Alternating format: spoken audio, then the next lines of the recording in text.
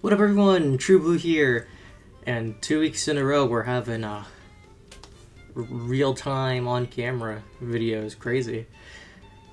Obviously, as you all know, I'm a massive Nintendo fan. It's all the content I really produce besides Kamen Rider. You can see the background, the shelf full of stuff. It's what I liked. That's my gaming culture, if you will. But not a lot of people actually know how I personally got into it and kind of what made me into such a big fan. So I thought today I would share that story, just, for fun. A little, like,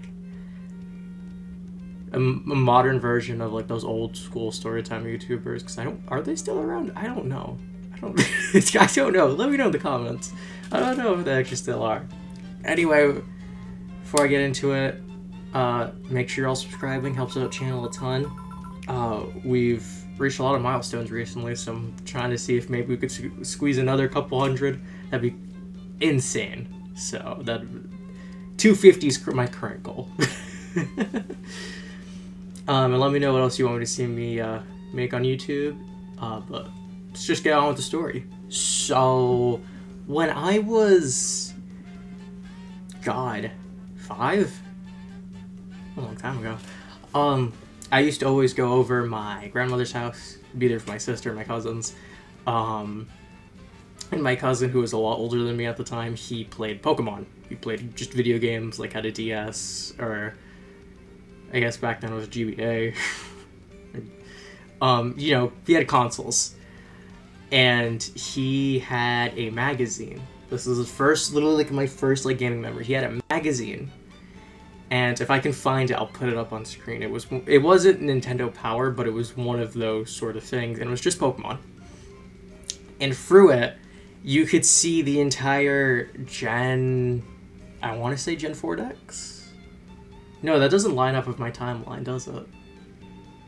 Oh well, I'm going to say screw it. Just a magazine with the Gen 4 Pokedex. He had a magazine. I don't remember what gen. It's been a long time anyway. And every single time I was with my cousin, I'd always ask to see that magazine. I'd go through it every time, look at all the new Pokemon, and be like, wow, this is so cool. They're adding all of this to a game. I don't know what game is, but it's cool. And I did watch the anime a ton. I watched Classic, and then whatever was airing at the time. Whenever I was a little brat, my family would put on Pokemon to distract me, as if giving me an iPad. They would be like, look, Pikachu, and I didn't actually start playing Pokemon until I got a Nintendo DS. This is a DSi. This is my original DSi with a Lego case, because I love Legos. You can see how messed up it is. I know damn well this is not the original stylus. LNR buttons are broken. This case is broken. Like, is old. Also, having a 3DS XL, trying to play on these screens, torture. They're so small. They're so small. Oh my god. How did they think this would work? So I'd play that all the time, and that's when I was playing Pokemon Black and White, Black 2 and White 2, with my little Tepig. As you all know, I love Tepig. So I would always be playing that, and that was like the start to getting into gaming, but I didn't really understand anything. You know, I was just like Pokemon, and I'd buy like whatever branded games there were. So if there was something, and it was, it was like, oh, I saw that movie, or it's like, oh, I hear that's gonna be cool. Get that game, that licensed game, would be kind of whatever, so I wouldn't really care too much. It wasn't until I started using the internet, of course, and I was introduced to something wonderful. A little game by the name of Super Smash Bros. Brawl for the Wii, which I had just recently received around Christmas. So, while for the longest time, I did not actually own Brawl, what happened was I watched a little-known Let's Play collab channel. I say little sarcastically, because everyone knows them. The Runaway Guys, collab channel of 3 classic, like, I want to say if you grew up early 2000s watching YouTube and like you're a Nintendo fan, you can name those 3 people who ran that channel and all the guests that'd be on. Like, you've probably seen all their content individually at that. But yes, I watched the Runaway guys play through Smash Bros. Specifically focused on Sugar Conroy, because I then went on to watch his videos on Pikmin, Pokemon, whatever other Let's Plays he had back then. And that kind of spiraled me down the rabbit hole of here's more Let's Plays, gaming content, look at these Lego video games, how cool they are, look at this obscure licensed video game, look at speedrun, this and that. So that's kind of what led me down that path. But back to the Nintendo side, I then, one day, it's such a vivid story too. So I was with my mom, and she took me to one of the most shady stores I've ever been to. It's closed down now. I can't even figure out the name of it. I know where it was, but like, it has been closed down. It was such a shady store. Like, it literally was falling apart when I was there as a child. And they had one display case. It looked like it was a retooled version of like one of the like frozen food refrigerators you'd find at like a Target or a Walmart. And inside was random video games. One of them being a new copy of Brawl, which all the other games there were like used or like just not in good shape. But this one was still sealed. It's like half price. It was crazy. So I picked that up, played this religiously. I did not 100% it. I know I did 100% this game, but I had every stage, every character. I completed Subspace Emissary at least a dozen times, like front to back, plus fighting Jigglypuff, Toon Link, and Wolf, even though I had them unlocked, so it didn't really matter. Tried all the final smashes, made custom stages, whatever this game had to offer. I did it all. And that's what kind of got me into all the other franchises. After Brawl, I then started playing Mario games. Specifically, we're going back to the DS now. I then picked up like No Soup. I definitely picked up Partners in Time. Had a ton of fun with the RPG. Mario Kart Classic. The only game I didn't pick up back then was Mario Party. That's the only one of the big Mario like franchises I didn't play till after. And I still have not yet touched Paper Mario, so I'm gonna exclude that from this conversation. From Mario, I then also got into Kirby because he's pink and adorable. And I said, I like adorable.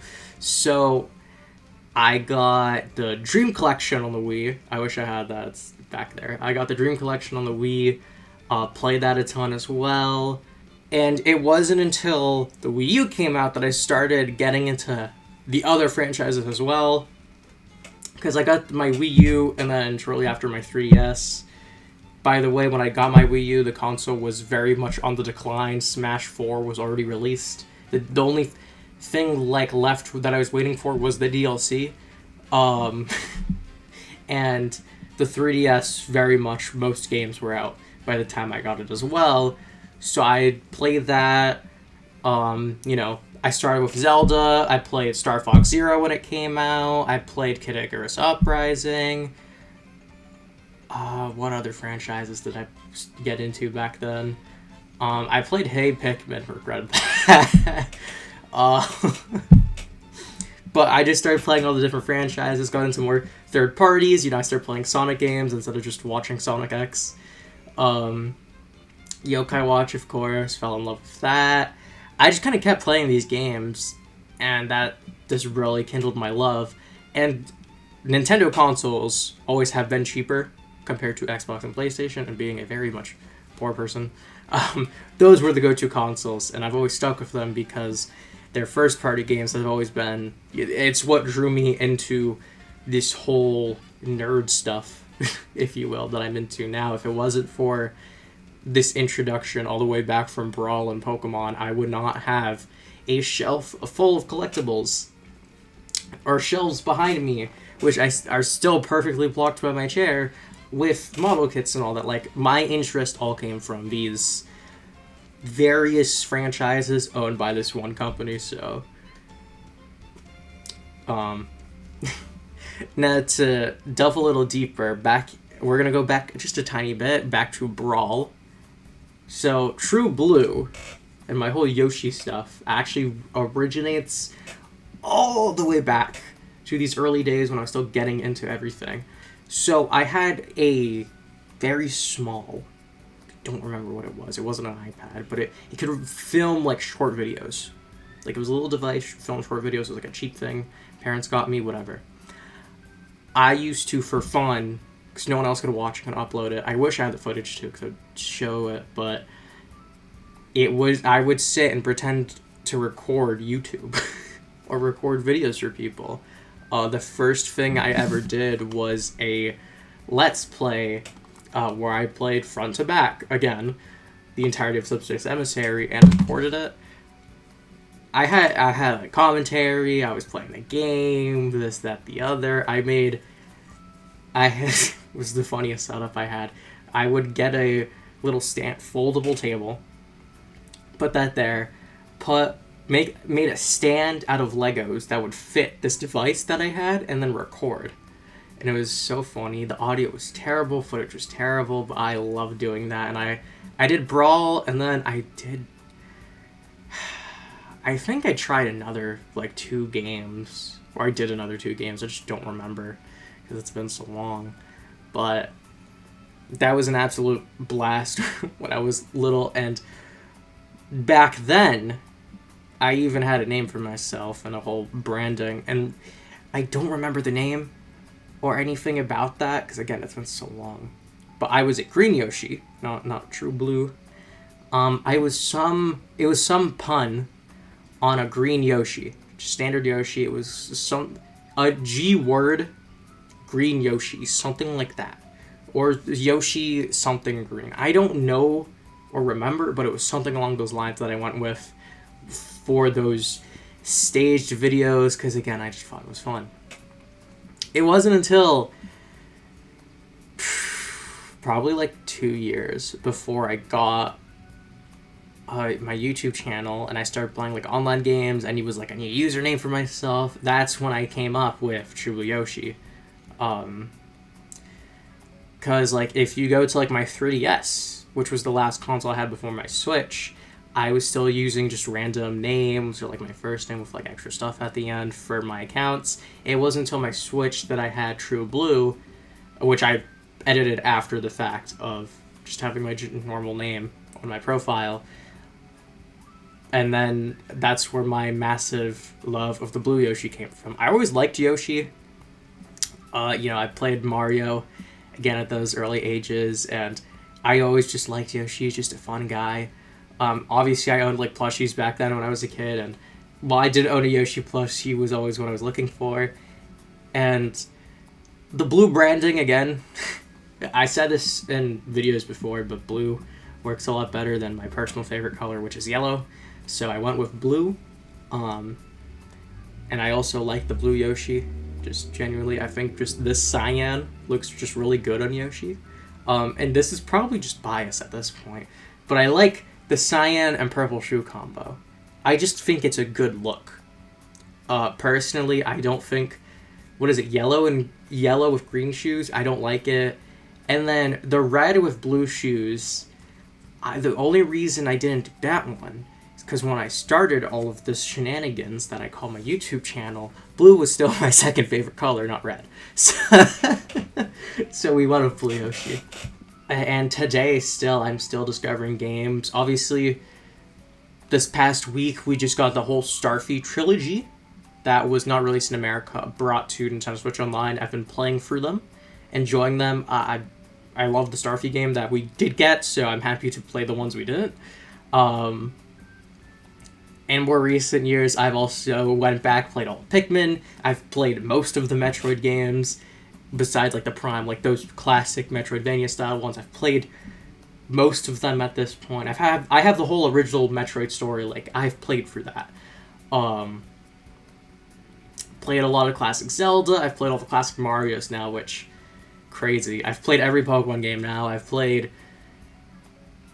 most Kirby games now. I'm still missing a lot of Kirby now that I think about it. And so much more. Nintendo's such a vast company. There's so many IPs. They're still making them. But yeah, obviously, I talked before, my favorite Pokemon's Tepig and how I got into Pokemon. Pokemon spun off to my love of just all Nintendo. And because Nintendo is what got me into this, and my first true taste of getting into some form of fan base, or like gaming culture, it's always stuck with me, and that is why I will always have only Nintendo consoles.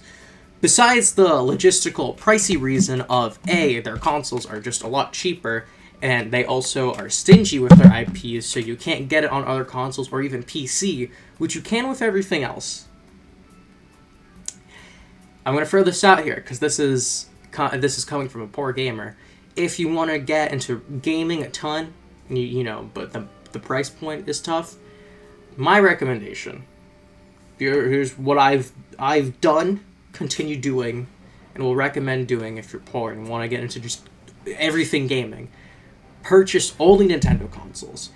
Not because they're the best. By no means are they.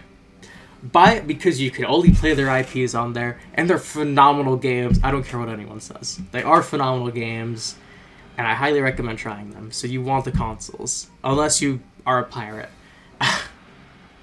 Then, with a minimum of a year or two worth of patience, every game on a PlayStation or Xbox will be on PC. At this point, PS5 doesn't have many exclusives, neither does Xbox. Like, their exclusives pool has died down a ton. And just recently, I have always loved Kingdom Hearts, but I've never had the chance to properly play the whole franchise. I'm currently playing them front to back, thanks to them being put on PC. They were just added to Steam. They've been on PC for about a year now, but it was the Epic Store, and like, screw Epic Games. I waited for the Steam release. It was going to happen eventually. Or Spider-Man PS4. That's what everyone calls the game. It's on Steam. Like, every game will eventually end up on PC somehow. I feel like one day even Nintendo will fall victim to it, and PC will be a go-to for gaming. But that's neither here nor there.